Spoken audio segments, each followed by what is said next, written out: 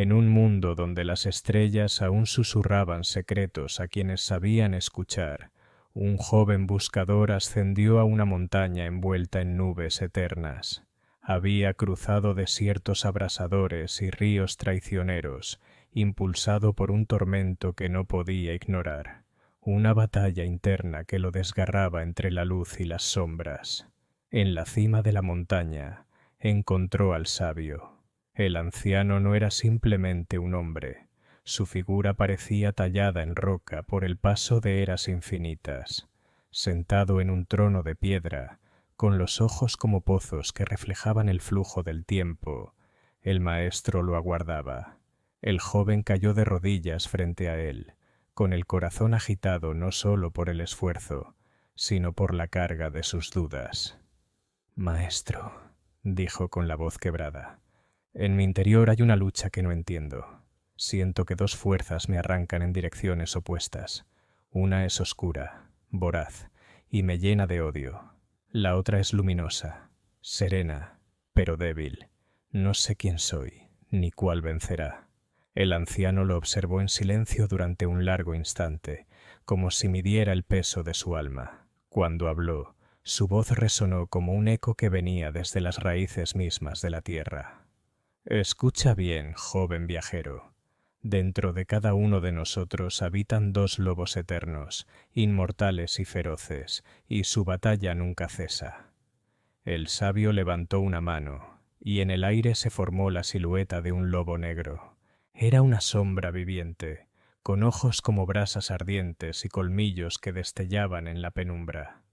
A su alrededor, el aire parecía cargarse de un frío cortante. El primero es el lobo oscuro. Es la ira que consume, la envidia que corrompe, la mentira que envenena y el miedo que encadena. Este lobo es voraz, insaciable, y se alimenta de tus debilidades, de cada rendición al odio y al egoísmo. Con un movimiento pausado, el anciano alzó la otra mano. Apareció entonces un lobo blanco, majestuoso y radiante. Sus ojos eran como amaneceres, y en su pelaje brillaba la esperanza de un nuevo día. El segundo es el lobo blanco. Representa la bondad que libera, el amor que sana, la verdad que ilumina, y el coraje que desafía las tinieblas. Este lobo es sereno, pero no débil, pues en su esencia está la fuerza de toda virtud. Se alimenta de la justicia, de la generosidad y de cada acto noble que nace de tu voluntad. El joven, con el rostro iluminado por las imágenes de las dos bestias, preguntó con un temblor en la voz: «¿Y cuál de ellos vencerá, maestro?». El sabio inclinó su cabeza, como si la respuesta estuviera en lo más profundo del cosmos, y habló con la solemnidad de quien revela una verdad que ha sobrevivido al paso de las eras. «Vencerá el lobo que tú elijas alimentar». El joven frunció el ceño, sintiendo la magnitud de esas palabras. Pero el anciano no había terminado. Su voz se tornó como el rugido de una tormenta que sacude los cimientos de la montaña.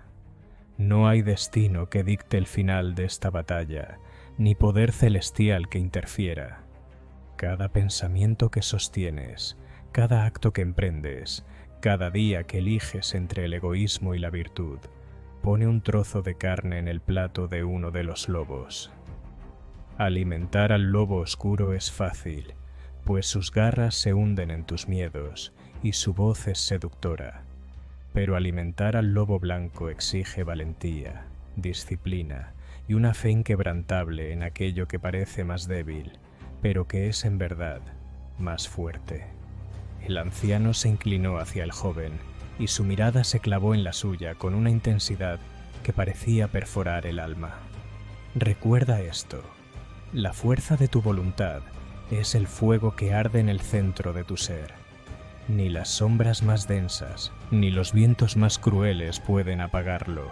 Eres el amo de esta batalla, y el destino de tu espíritu está en tus manos».